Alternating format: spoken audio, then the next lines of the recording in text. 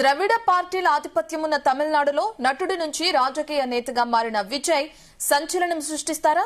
నటులకు ఏ విధంగా అయితే రాజకీయాల్లో ఛాన్స్ వస్తుందో కూడా మనం చూస్తున్నాం. ఇప్పటికే ఏపీ వ్యాప్తంగా పవన్ కళ్యాణ్, చిరంజీవి ఏ విధంగా అయితే రాజకీయ అరగ్రేటం చేశారో కూడా తెలిసిందే. దాంతోపాటు ఇప్పుడు విజయ్ కూడా ఏ విధంగా తమిళనాడులోని రాజకీయాల్ని చక్రం తిప్పుతారో వేచి చూడాలి.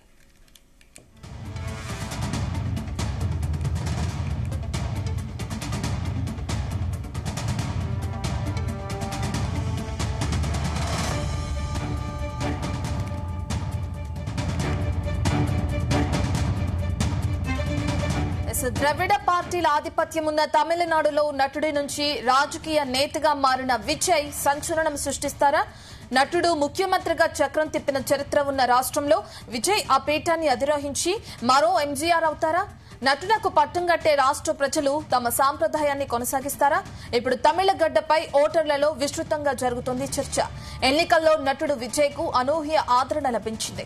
తాజాగా యాక్సిస్ మై ఇండియా, మరో సంస్థ ఎగ్జిట్ పోల్ ఈ అంశాన్ని మరింత బలపరుస్తున్నాయి. దశాబ్దాల సినీ ప్రస్థానం తర్వాత రాజకీయాల్లోకి వచ్చిన ఎంజీఆర్ అక్కడ కూడా పూర్తిగా విజయవంతమయ్యారు. 3 సార్లు ముఖ్యమంత్రి అయ్యారు. ఏఐఏడీఎంకే పార్టీని స్థాపించిన ఆయన రాజకీయాల్లో ఎంతో ప్రభావవంతమైన వ్యక్తిగా పేరు తెచ్చుకున్నారు.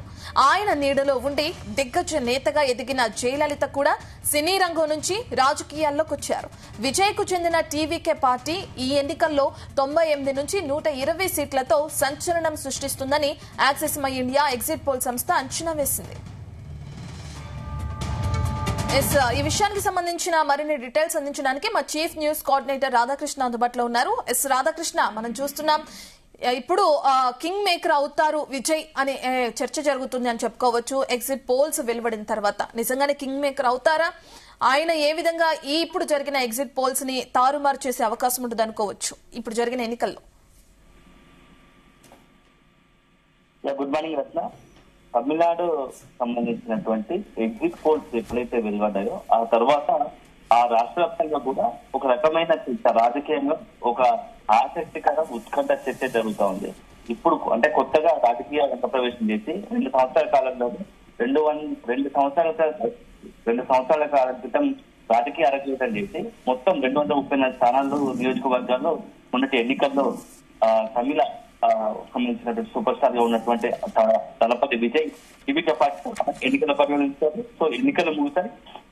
ఇప్పుడు అంతా కూడా అసలు తమిళనాడు అసెంబ్లీకి సంబంధించి ఎన్నికల్లో ప్రజలు ఎవరి వైపు నిలిచారు అనేది ఆసక్తికరంగా మారింది. సో మొత్తంగా చూస్తాం ఎగ్జిట్ పోల్స్ దాదాపుగా 90%, 90% పైగా ఎగ్జిట్ పోల్స్ అన్ని డిఎంకే ప్రస్తుతం అధికారంలో ఉన్నటువంటి పార్టీ ముఖ్యమంత్రి స్టాలిన్ కి అనుకూలంగా ఉన్నారు. మరొకసారి ముఖ్యమంత్రి స్టాలిన్ అయితే బాగుంటుంది అనే ఆలోచన ప్రజలు ఉన్నట్టు కూడా ఎగ్జిట్ పోల్స్ వెలువడ్డాయి. కానీ యాక్సిస్ మై ఇండియా మాత్రం వీటన్నిటికీ ఈ ఎగ్జిట్ పోల్స్ మిగతా ఉన్నటువంటి ఎగ్జిట్ పోల్స్ కు భిన్నంగా కూడా తమిళనాడులో నాడులో మొత్తంగా కూడా సంచలనం జరిగిపోతుంది. రాజకీయంగా టీవీకే పార్టీ అధికారంలోకి వచ్చే అవకాశాలు ఉన్నాయి. సుమారు 98 నుంచి 120 స్థానాలు పైగా కూడా ఆ టీవీకే పార్టీ గెలవబోతుందంటూ ఒక సంచలన ఎగ్జిట్ పోల్స్ వెలువడ్డాయి. అప్పటి నుంచి కూడా చర్చ మొదలైంది. నిజంగానే ఆ టీవీకే పార్టీ ప్రభావం ఆ మేరకు ఉందా, అంత మేరకు ఉందా అనేది కూడా డిఎంకేతో పాటు అన్ని పార్టీలో కూడా ఒక చర్చ జరుగుతుంది. దానికి ప్రధానంగా కారణం ఏంటంటే డిఎంకే పార్టీ తర్వాత ఆ అంత స్థాయిలో ఎఫెక్ట్ చూపే, ప్రభావం చూపే పార్టీ తమిళనాడు లేకుండా పోయింది. ఆ క్రమంలోనే టీవీకే పార్టీ తెరపై రావడం సూపర్ స్టార్ తమిళనాడులో సినిమా హీరోలకు ఒక రకంగా అభిమానంగా విపరీతంగా ఉంటుంది. అలాంటి తరుణంలో టీవీకే పార్టీకి సంబంధించి అధిపతిగా ఉన్నటువంటి దళపతి విజయ్ కూడా ఒక రకంగా భారీ అభిమానంగానే ఉన్నారు. సో ఈ నేపథ్యంలో వాళ్ళంతా కూడా ఒకవైపు మహిళలు కావచ్చు, అదేవిధంగా యువత కావచ్చు, అంతా కూడా మొన్నటి ఎన్నికల్లో యువత అంతా కూడా మహిళలు, యువత, ఇతరత్ర అంతా కూడా కొన్ని వర్గాలు విజయ్ పార్టీ వైపు మొగ్గు చూపాయి అనేది ఇప్పుడు ఎగ్జిట్ పోల్స్ వెలువడ్డ తర్వాత బయటకు వస్తున్నాయి. ఈ తరుణంలో ఇప్పుడు నిజంగానే కనుక ఒకవేళ ఇంత స్థాయిలో రాకుండా నిజంగానే ప్రభుత్వం ఏర్పాటు చేసిన సీట్లు రాకపోయినా ఖచ్చితంగా కొంత ప్రభావం చూసే అవకాశం ఉందని చెప్పేసి ఎగ్జిట్ పోల్స్ అనంతరం ఇప్పుడు బయటకు వెళ్తుంది.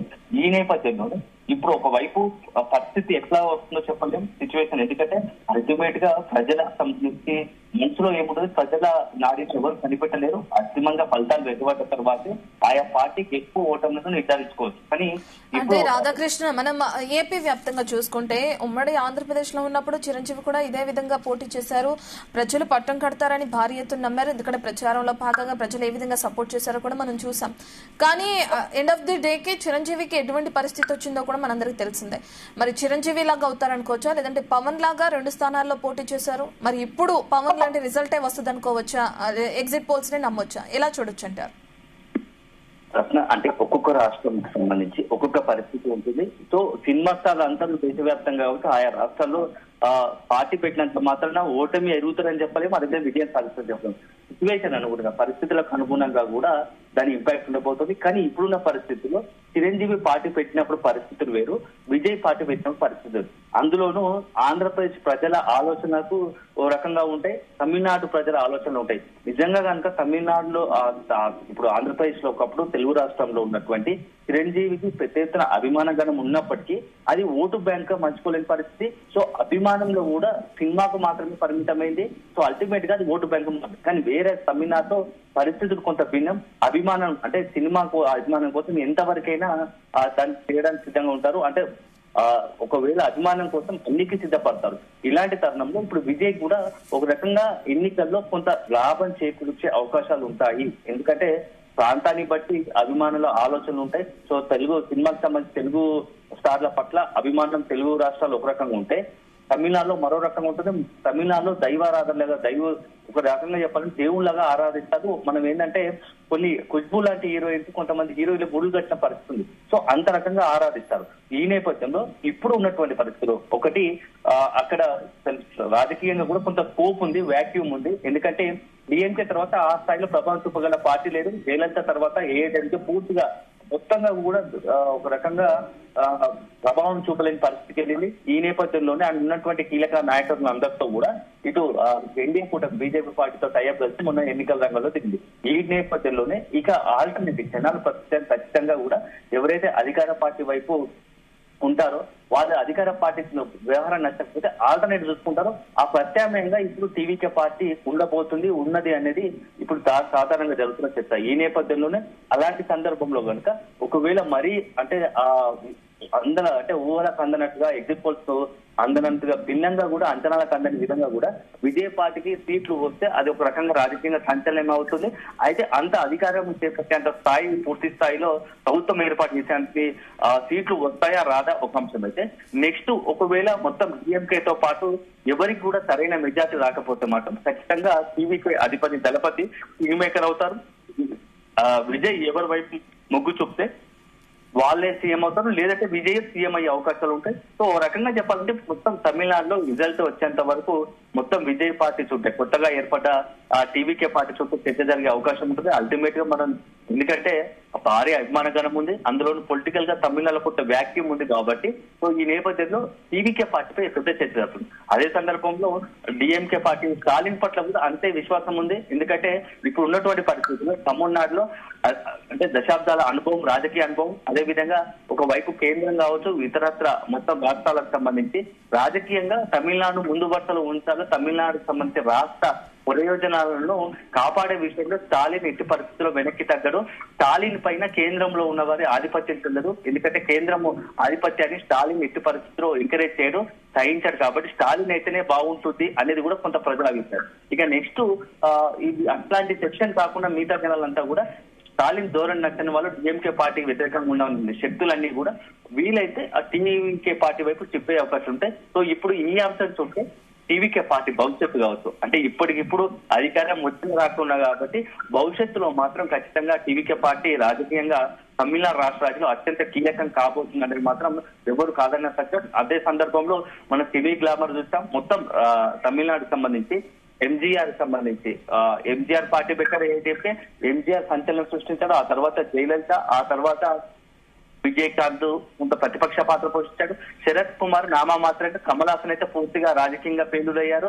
సో ఇప్పుడు వీళ్ళందరి పాటలో టీవీకి పార్టీ అధిపతి దళపతి విజయ్ వచ్చారు. కాబట్టి సో పరిస్థితులు ఒకటి, వాళ్ళు పార్టీ పెట్టిన పరిస్థితులు ఒకటి చూపిస్తాయి పార్టీ భవిష్యత్తు నిలబడడానికి. అదే సందర్భంలో ఆ రాష్ట్ర రాజకీయాలు ప్రభావం చేయగల వ్యక్తి ఎంతవరకు చేయగలుగుతాడు, ఆ వ్యక్తి కెపాసిటీ ఎంత అనేది కూడా కొంత ఆ ప్రజలు ఆలోచించే విధానం ఉంటుంది. సో అల్టిమేట్ గా మొత్తంగా ఇప్పుడున్న పరిస్థితుల్లో టీవీకే పార్టీ కొంత మొత్తం తమిళనాడు రాష్ట్ర రాజకీయాల అక్కడ ఉన్నటువంటి ప్రజల ఆలోచన విధానం బట్టి చూస్తే నెక్స్ట్ ఆల్టర్నేటివ్ మారుతుంది. అయితే ప్రస్తుతానికి ప్రభుత్వంలో సంచలనం జరిగితే అధికారులు రావడం, లేదంటే ఇప్పుడు ప్రతిపక్ష పాత్ర పోషించడంలో టీవీకే పార్టీ ముందు వరుసలో ఉంటుంది. భవిష్యత్తులో మాత్రం నెక్స్ట్ రాబోయే ఎలక్షన్ లో ప్రభుత్వం ఏర్పాటు చేసే కూడా అవకాశాలు లేకపోలేదని చెప్పేసి కూడా అంచనా ఒక చర్చ జరుగుతుంది. సో అల్టిమేట్ గా చూడాలి. ఎందుకంటే ఎన్ని చర్చించినా ఎన్ని ఎగ్జిక్యూట్ ఇచ్చినా అంతిమంగా ప్రజలకు సంబంధించి ఇప్పటికే తీర్పిచ్చారు. మే 4వ తేదీన దానికి సంబంధించి ఫలితాలు వెలువడతాయి. ఆ మే 4వ తేదీన తర్వాత వెలువడే ఫలితాలు అంటేనే ప్రజలు ఎవరి వైపు నిలిచారు, స్టాలిన్ వైపా, టీవీకే అధిపతి దళపతి విజయ్ వైపా, లేకుంటే ఇవన్నీ కాదు బీజేపీ ఏజేపీ కూటమి వైపా, ఇవన్నీ కూడా చర్చ జరుగుతారు. సో అల్టిమేట్ గా మనం వేచి చూడాలి. ఇంకొక 2 రోజులు అయితే సోమవారం రోజు రిజల్ట్స్ రాబోతున్నాయి. ఆ తర్వాత మొత్తంగా తమిళనాడు రాష్ట్ర రాజకీయాల్లో ఎలాంటి సంచలనం నమోదవుతాయి, అన్ని ఎగ్జిట్ పోల్స్ అనుకున్నట్టుగానే ఎగ్జిట్ పోల్స్ అంచనాలు తగ్గట్టుగానే డిఎంకే పార్టీ అదిలేకపోతుందా, లేకుంటే యాక్సిస్ మైండ్ ఇచ్చినటువంటి సంచలనమైన ఆ ఎగ్జిట్ పోల్స్ ఆధారంగా తమిళంలో దళపతి విజయ్ అధికారంలోకి వస్తారనేది మాత్రం మనం వేచి చూడాల్సి ఉంటుంది. Okay right, thank you Radhakrishna.